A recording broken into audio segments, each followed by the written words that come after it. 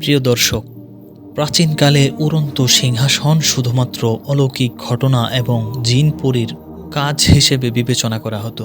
কিন্তু বর্তমান আধুনিক বৈজ্ঞানিক অগ্রগতির যুগে বৈজ্ঞানিক প্রযুক্তির ব্যবহার করে উড়োজাহাজ, মহাকাশযান, জেট প্লেন সহ নানান পদের বৈজ্ঞানিক বস্তু এবং উড়ন্ত জাহাজ প্রমাণ করেছে যে বাতাসের মতো উড়ে যাওয়া কোনো কঠিন কাজ নয়।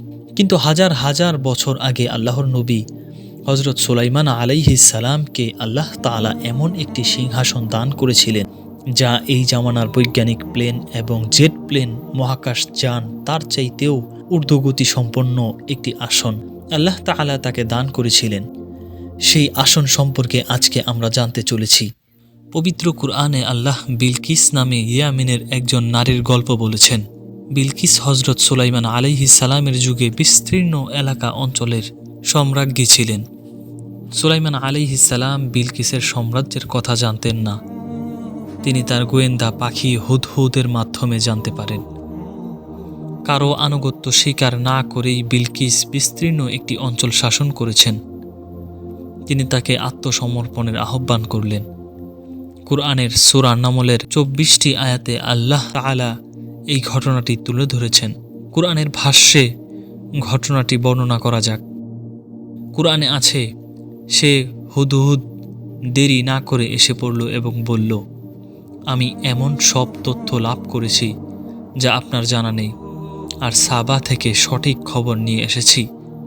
আমি এক নারীকে দেখলাম, সে জাতির উপর রাজত্ব করছে। তাকে সবই দেয়া হয়েছে ও তার আছে এক বিরাট সিংহাসন। আমি তাকে ও তার সম্প্রদায়কে দেখলাম, তারা আল্লাহর পরিবর্তে সূর্যকে সিজদা করছে। শয়তান ওদের কাছে ওদের কাজকর্ম শোভন করেছে ও ওদের সৎ পথ থেকে দূরে রেখেছে, যেন ওরা সৎ পথ না পায়। এবং যিনি আকাশ ও পৃথিবীর গোপন বিষয়কে প্রকাশ করেন, যিনি জানেন যা তোমরা গোপন করো ও যা তোমরা প্রকাশ করো, সেই আল্লাহকে যেন ওরা সিজদা না করে। আল্লাহ ছাড়া কোনো উপাস্য নেই, তিনি মহা আরশের অধিপতি। সুলাইমান আলাইহিস সালাম বলল, আমি দেখব তুমি সত্য বলছো না মিথ্যা বলছো। তুমি আমার এই চিঠি নিয়ে যাও, তাদের কাছে দিয়ে এসো, তারপর তাদের কাছ থেকে সরে পড়ো ও দেখো তারা কি উত্তর দেয়। সাবা রানী বিলকিস বলল, পরিষদবর্গ, আমাকে এক সম্মতি পত্র দেয়া হয়েছে এই সুলাইমানের কাছ থেকে, আর তাই এই করুণাময় পরম দয়াময় আল্লাহর নামে অহংকার করে আমাকে অমান্য করো না, আনুগত্য স্বীকার করে আমার কাছে উপস্থিত হও। বিলকিস বলল, পরিষদবর্গ, আমার এই সমস্যায় তোমাদের পরামর্শ দাও। আমি যা করি তা তো তোমাদের উপস্থিতিতেই করি। ওরা বলল, আমরা তো শক্তিশালী ও কঠোর যোদ্ধা, তবে সিদ্ধান্ত নেওয়ার ক্ষমতা আপনার। কে নির্দেশ দিবেন তা আপনিই দেখুন। বিলকিস বলল, রাজা বাদশারা যখন কোনো জনপদে প্রবেশ করে তখন তাকে বিপর্যস্ত করে দেয় ও সেখানকার মর্যাদাবান ব্যক্তিদের অপদস্থ করে। এরাও তাই করবে। দূতেরা কি উত্তর আনে? দূত সুলাইমানের কাছে এলে সুলাইমান বলল, তোমরা কি আমাকে ধন সম্পদ দিয়ে সাহায্য করতে চাও? আল্লাহ তোমাদের যা দিয়েছেন তার চেয়ে উত্তম জিনিস দিয়েছেন আমাকে, অথচ তোমরা তোমাদের উপর ঢোকন নিয়ে উৎফুল্ল বোধ করছো। তোমরা ওদের কাছে ফিরে যাও, আমি অবশ্যই ওদের বিরুদ্ধে এমন এক সৈন্যবাহিনী নিয়ে উপস্থিত হব যা রোখবার শক্তি ওদের নেই। আমি ওদেরকে সেখান থেকে অপমান করে বের করে দিব ও ওদেরকে দলিত করব। সুলাইমান আরও বলল, হে আমার পরিষদবর্গ, তারা আমার কাছে আত্মসমর্পণ করতে আসার পূর্বে তোমাদের মধ্যে কে তার সিংহাসন আমাকে এনে দিবে? এক শক্তিশালী জিন বলল, আপনি আপনার স্থান থেকে ওঠার আগেই আমি তা এনে দিব। এই ব্যাপারে আমি এমন শক্তি রাখি, আর আমাকে বিশ্বাস করতে পারেন। কিতাবের জ্ঞান যার ছিল সে বলল, আপনি চোখের পলক ফেলার আগেই আমি তা এনে দিব। সুলাইমান যখন তার সামনে রাখা দেখল তখন বলল, এ আমার প্রতিপালকের অনুগ্রহ, যাতে তিনি আমাকে পরীক্ষা করতে পারেন। আমি কৃতজ্ঞ না অকৃতজ্ঞ। যে কৃতজ্ঞতা প্রকাশ করে সে তা নিজের জন্য করে, আর যে অকৃতজ্ঞ সে জেনে রাখুক যে আমার প্রতিপালকের অভাব নেই, তিনি মহানুভব। সুলাইমান বলল, তার সিংহাসনের আকৃতি বদলে দাও, দেখি সে ঠিক ধরতে পারে নাকি ভুল করে। বিলকিস যখন পৌঁছালো তখন তাকে জিজ্ঞাসা করা হলো, তোমার সিংহাসন কি এই রকম? সে বলল, এ তো এরকমই, আমরা আগেই সব কিছু জেনেছি ও আত্মসমর্পণও করেছি।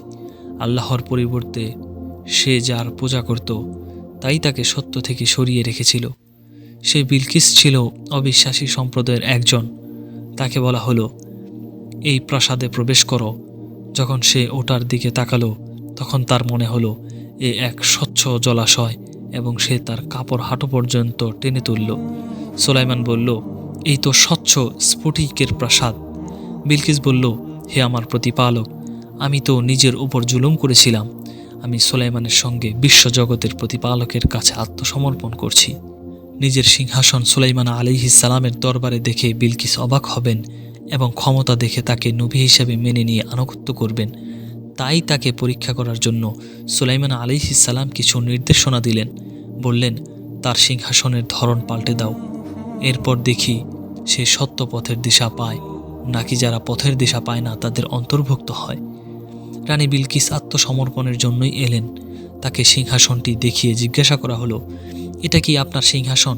তিনি বললেন, তাই তো মনে হয়, আমরা আত্মসমর্পণ করতেই এসেছি। রানী বিলকিসকে প্রাসাদে আমন্ত্রণ জানিয়ে সুলাইমান আলাইহিস সালাম বললেন, প্রাসাদে প্রবেশ করুন। প্রাসাদের মেঝে থেকে তিনি ভাবলেন সেটি স্বচ্ছ পানির হ্রদ। বিভ্রান্ত হয়ে পানি থেকে বাঁচার জন্য তিনি পায়ের গোছা থেকে কাপড় উঁচু করেন। সুলাইমান আলাইহিস সালাম বললেন, এটা স্বচ্ছ কাচের প্রাসাদ। রানী বিলকিস এইসব পরীক্ষার মধ্য দিয়ে গিয়ে সুলাইমান আলাইহিস সালামের অলৌকিক ক্ষমতা উপলব্ধি করলেন। তিনি আত্মসমর্পণ করলেন, বললেন, হে আমার প্রতিপালক, আমি অবশ্যই নিজের প্রতি জুলুম করেছি। আমি সুলাইমানের সঙ্গে বিশ্বজগতের প্রতিপালক আল্লাহর কাছে আত্মসমর্পণ করছি। এটাই ছিল হযরত সুলাইমান আলাইহিস সালাম ও রানী বিলকিসের ঘটনা। আজ এই পর্যন্তই। দেখা হচ্ছে অন্য কোনো ভিডিওতে। ততক্ষণ পর্যন্ত সকলেই ভালো থাকবেন, সুস্থ থাকবেন। আসসালামু আলাইকুম ওয়া রাহমাতুল্লাহ।